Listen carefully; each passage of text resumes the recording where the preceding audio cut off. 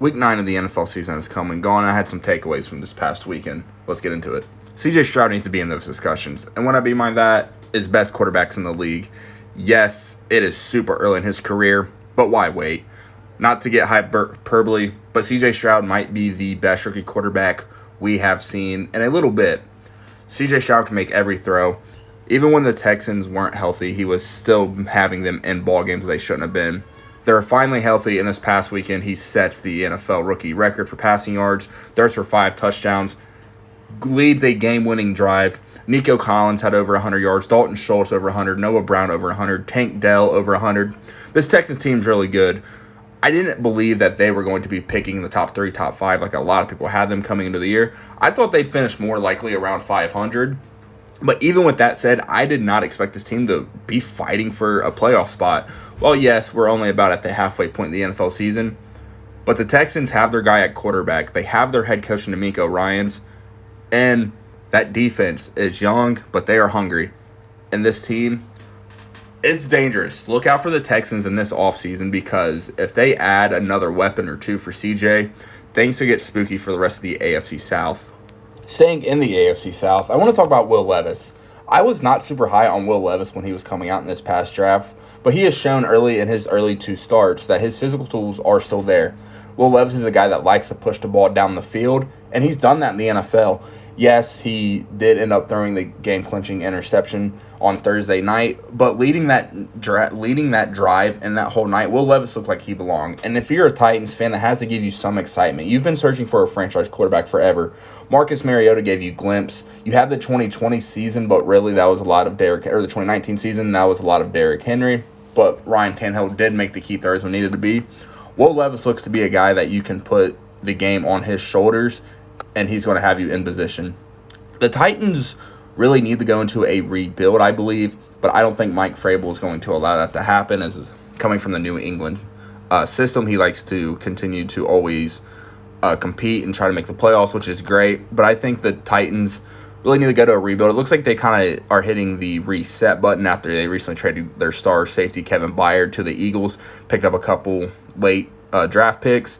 And with Derrick Henry's contract up this season, it's going to be interesting to see if they want to bring him back or not. I believe they should help out young quarterback and Will Levis.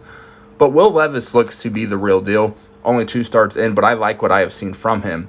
He's made some plays, and not just the flashy plays of the highlights that you see or when you're watching the game. He makes very smart decisions. He had in his very first start, instead of just throwing the ball up that could have been potentially picked, he took a sack to keep the clock running, and eventually the clock ran out against the Falcons. And then against the Steelers, yes, he eventually did throw that clinching interception, but he made some plays of just throwing the ball away, living to fight another down, and that's really what you want to see from a young quarterback. If I'm a Titans fan, I'm real encouraged what I'm seeing from this young rookie quarterback. As crazy as it may sound, A.J. Brown is my MVP right now. Obviously broke the NFL record for most consecutive 125-yard games. He had another 7-catch day this past Sunday. Didn't reach the 100-yard mark, but he did get a touchdown. He's the best player, arguably, on a really good Eagles team, one of the top contenders in the NFL, and just continues to thrash defenses. Anytime the Eagles need a big play, he's the guy they go to. Obviously, quarterbacks are always going to be given a boost in terms of MVP. We kind of seen what the MVP awards kind of turn into. But I wanted to give some love to A.J. Brown, one of the best non-quarterback MVP candidates this year. Obviously, you have guys like Christian McCaffrey and even T.J. Watt defensively. But right now, with what A.J. Brown has done at this point in the season and what the Eagles are doing this year, A.J. Brown is my MVP. Joe Burrow is all the way back, which means the Bengals are all the way back.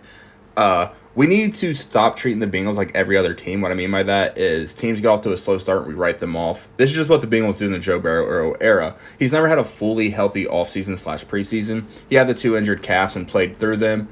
And obviously you could tell the offense was hampered and he was hampered. But last week against San Fran, he obviously was running, and that was the best game he played all year.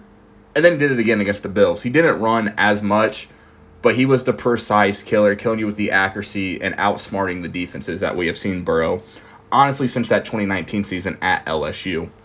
The Bengals are in the thick of it. They have the last wildcard spot. They're back in the playoff picture. Right now, every AFC North team has a playoff seed right now, which is kind of crazy to think about. But the Bengals are all the way back. They were my pick to win the Super Bowl, beating the Eagles. And I think the Bengals are all the way back, and we're going to see them rattle off another long win streak like we did last year.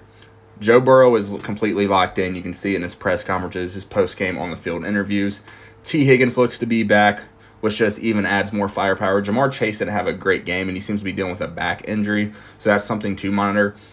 But Irv Smith and that tight end room really came alive. They were under a lot of scrutiny from not just Bengals fans, but some of the NFL media, not really getting no production. And then Sunday night against the Bills, Irv Smith gets a touchdown. Drew Sample gets a touchdown. Tanner Hudson had a very big game for them. And then Joe Mixon didn't have a great rushing game. But when the Bengals needed it most, he picked up 3 key runs at the end of the game, specifically making a guy miss to get the first down to essentially end the game and kill any chance that the Bills had of coming back. And this Bengals defense is insane.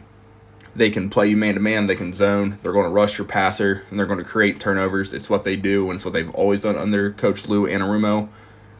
And with Joe Burrow being back, the Bengals are in the thick of it in terms of Super Bowl contenders. As always, thank you for watching. Please like, subscribe, and turn post notifications on. And let me know down in the comments what were some of your takeaways from this past weekend of the NFL.